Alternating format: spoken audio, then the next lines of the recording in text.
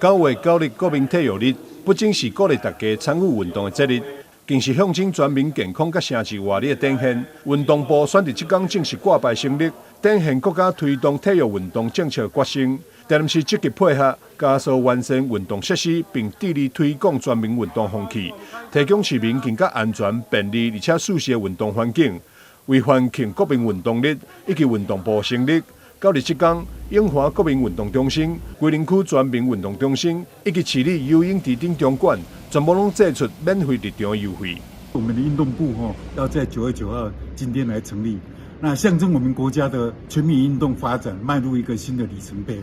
那台南市政府也特别响应，然后推出所有的运动场馆都免费入场，包括我们永华国民运动中心里边的体适能中心，还有游泳池，还有所有的球场。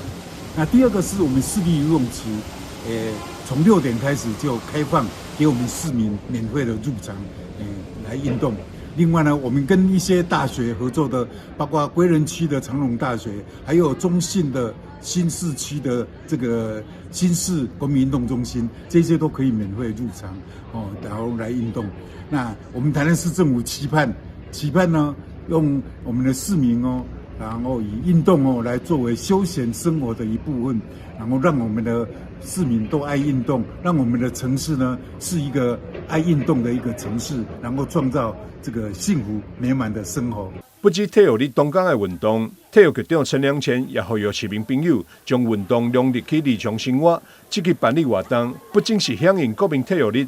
更希望借由降低参与门槛，吸引更侪市民养成规律运动的习惯。未来台南市也将会持续依循中央运动部政策指引，推动社区型运动据点、校园体育扎根计划以及城市特色运动活动，让运动真正成为市民日常生活一部分。台南新闻张世伟采访报道。